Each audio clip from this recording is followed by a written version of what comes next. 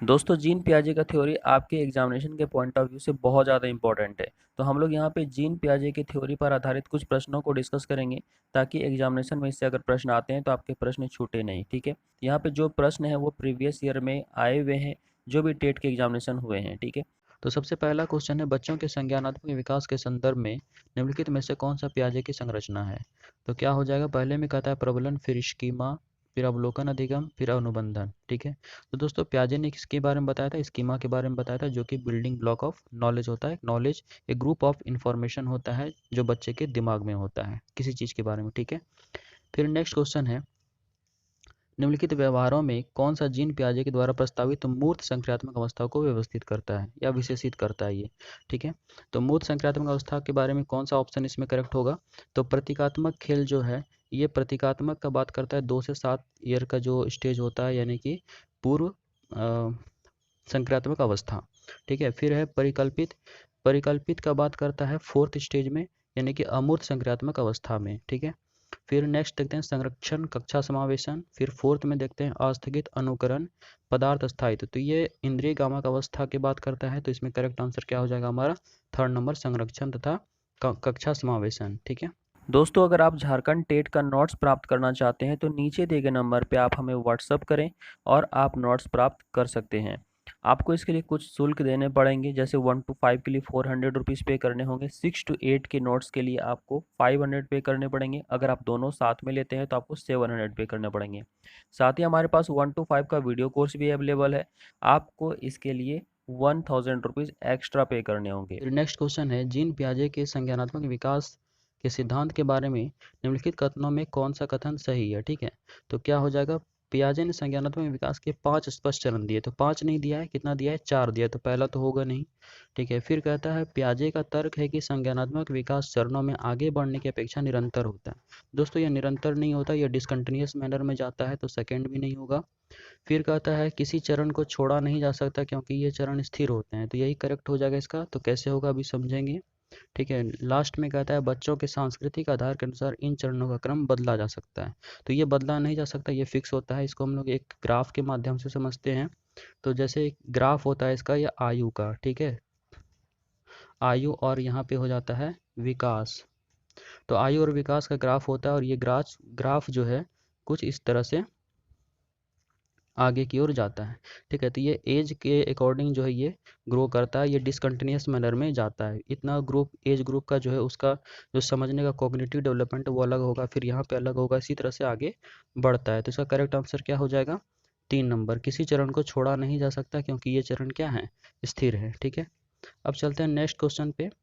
इसमें कहता है जीन पियाजे के द्वारा प्रस्तुत संरक्षण के प्रत्यय से तात्पर्य क्या है। ठीक है, तो संरक्षण का यहाँ पे अर्थ क्या है, तो पहले में कहता है कुछ भौतिक गुणधर्म वही रहते हैं चाहे बाहरी आकृतियां बदल जाएं। ठीक है, वन्य जीवन और वनों का संरक्षण बहुत महत्वपूर्ण है, तो इसके बारे में तो कोई बात ही नहीं यहाँ पे। ठीक है, फिर परिकल्पना, ये तो आपका 4th स्टेज में चला जाएगा, विधिवत परीक्षण से सही निष्कर्ष पर पहुंचा जा सकता है। फिर कहता है दूसरों के परिदृश्य को ध्यान में रखना एक महत्वपूर्ण संज्ञानात्मकता का क्षमता है। ठीक है, तो यहाँ पे संरक्षण का अर्थ जो है वो फर्स्ट नंबर हो जाएगा, कुछ भौतिक गुणधर्म वही रहते हैं चाहे बाहरी आकृतियां बदल जाए, तो यानी कि भौतिक गुणधर्म जो वही हुआ तो क्या हो गया, वो संरक्षण हो गया उसका। ठीक है, फिर नेक्स्ट क्वेश्चन है, पियाजे के अनुसार विकास को प्रभावित करने में निम्नलिखित कारकों में किसकी भूमिका महत्वपूर्ण होती है, तो क्या हो जाएगा, तो पहले में कहता है भौतिक विश्व के साथ अनुभव, फिर कहता है अनुकरण, फिर पुनर्बलन, फिर भाषा। ठीक है, तो यहाँ पे करेक्ट क्या हो जाएगा, भौतिक विश्व के साथ अनुभव, जो बच्चा अपने आसपास के वातावरण के साथ जो अनुभव करके सीखता है उसी की बात यहाँ पे हो रही है। ठीक है, फिर 6 क्वेश्चन में कहता है पूर्व संक्रात्मक काल में, ठीक है, जो कि 2 से 7 साल का होता है, आने वाली संज्ञानात्मक योग्यता है। ठीक है, तो क्या हो जाएगा, तो लक्ष्य उद्दिष्ट व्यवहार की योग्यता, या फिर दूसरे के दृष्टिकोण को समझने की योग्यता, या फिर अभिकल्पनात्मक निष्कर्ष चिंतन, या फिर अमूर्त चिंतन की अयोग्यता। ठीक है, तो अमूर्त चिंतन तो ये 4th स्टेज की बात करता है, तो ये तो होगा नहीं। ठीक है, अभिकल्पनात्मक निष्कर्षण तो होगा नहीं क्योंकि ये भी 4th स्टेज में ही आता है। फिर है दूसरे के दृष्टिकोण को समझने की योग्यता। तो यही करेक्ट हो जाएगा कि दूसरे के दृष्टिकोण को समझने की योग्यता जो है पूर्व संक्रियात्मक काल में आ जाती है, क्योंकि जब इंद्रिय कामक अवस्था होता है जो कि बर्थ टू 2 ईयर होता है, तो उसमें बच्चा ईगोसेंट्रिक होता है। लेकिन जब पूर्व संक्रियात्मक अवस्था जो कि 2 से 7 साल का होता है, उसमें वो दूसरे के दृष्टिकोण को भी समझने लग जाता है। ठीक है, चलते हैं अब अगले क्वेश्चन पे दोस्तों। अगला क्वेश्चन है मानसिक संरचनाएं जो चिंतन के निर्माण प्रखंड हैं, इसके लिए पियाजे ने किस शब्द का प्रयोग किया। तो दोस्तों अभी जैसा आपने पहले देखा, तो यहाँ पे क्या हो जाएगा करेक्ट आंसर, स्कीमा यानी कि अवधारणा। ठीक है, अब चलते हैं नेक्स्ट क्वेश्चन। इसमें कहता है पियाजे के सिद्धांत के अनुसार बच्चे निम्न में से किसके द्वारा सीखते हैं। ठीक है, तो किसके द्वारा सीखते हैं, तो जानकारी को याद करके ऐसा नहीं होता है। उपयुक्त पुरस्कार दिए जाने पर अपने व्यवहार में परिवर्तन, पुरस्कार और व्यवहार का यहाँ पे एसआर थ्योरी का ऐसा कुछ बात है नहीं। ठीक है, फिर है समाज के अधिक योग्य सदस्यों के द्वारा उपलब्ध कराए गए सहारे की यानी पाड़ की बात जो करता है, या स्कैफोल्डिंग की जो बात करता है, ये वाइगोत्स्की करता है, ये भी होगा नहीं। फिर अनुकूलन की बात, तो वाइगोत्स्की ने अनुकूलन के बारे में बताया था। ठीक है, एडेप्टेशन के बारे में बताया था। इसका करेक्ट आंसर क्या हो जाएगा, 4 नंबर, अनुकूलन की प्रक्रियाएं।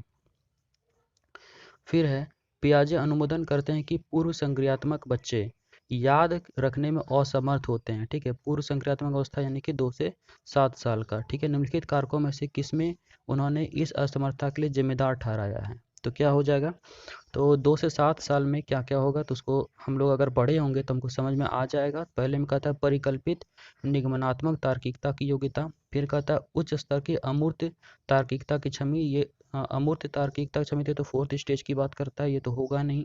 ठीक है, फिर व्यक्तिगत कल्पित कथा ये भी 4th स्टेज की बात होगा। फिर है विचार की अनुत्क्रमता, तो यही करेक्ट हो जाएगा। ठीक है, इरिवर्सिबिलिटी यानी बच्चा एक तरफ से आगे तरफ सोचता है, लेकिन उधर से वापस वो आने के बारे में नहीं सोच सकता है। जैसे बच्चे को आप स्कूल अगर छोड़ दें, तो बच्चा ये जानता है कि घर से स्कूल का रास्ता पता है, लेकिन स्कूल से घर का रास्ता उसे वो समझता है कि कोई दूसरा रास्ता है। ठीक है, तो यही हो जाता है विचारों की अनुत्क्रमणिता यानी कि उसके थॉट्स का इरिवर्सिबिलिटी। नेक्स्ट देखते हैं, पियाजे के विकासात्मक सिद्धांत के परिप्रेक्ष्य निम्नलिखित में से कौन सा आरेख विकास को समुचित रूप से स्पष्ट करता है। तो दोस्तों अभी मैंने इसके बारे में बताया था, कौन सा करेक्ट हो जाएगा, 3rd नंबर। ठीक है, इसी तरह ग्राफ मैंने अभी आपको समझाया था, जो कि आयु के आधार पर जो इसका विकास होता है, यही इसका ग्राफ होगा। नेक्स्ट क्वेश्चन है, निम्नलिखित में से कौन सा निहितार्थ पियाजे के संज्ञानात्मक विकास के सिद्धांत से नहीं निकाला जा सकता। ठीक है, तो कौन सा जो है पियाजे का संज्ञानात्मक विकास जो है इसके बारे में नहीं बताता है। तो खोजपूर्ण अधिगम, इसके बारे में तो जो 4 स्टेज है उसमें इस चीज़ का चर्चा किया गया है। ठीक है, फिर सेकंड देखते हैं शाब्दिक शिक्षण की आवश्यकता। फिर देखते हैं बच्चों की अधिगमनात्मक तत्परता के प्रति संवेदनशीलता। ठीक है, तो बच्चे जो है सीखने के लिए तत्पर रहते हैं, इसकी भी बात वो करता है। फिर है व्यक्तिगत भेदों की स्वीकृति, यानी कि वो ईगोसेंट्रिक या तो फिर दूसरे के बारे में सोचता है बच्चा, तो ये भी हो जाएगा, ये भी होगा, फर्स्ट भी होगा। तो कौन सा नहीं होगा, तो 2nd नंबर नहीं होगा, तो आंसर हमारा 2nd नंबर। फिर नेक्स्ट क्वेश्चन कहता है पियाजे के अधिगम के संज्ञानात्मक सिद्धांत के अनुसार वह प्रक्रिया जिसके द्वारा संज्ञानात्मक संरचना को संशोधित किया जाता है क्या कहलाती है। ठीक है, तो क्या हो जाएगा, प्रत्यक्षण, समायोजन, फिर समावेशन, फिर स्कीमा।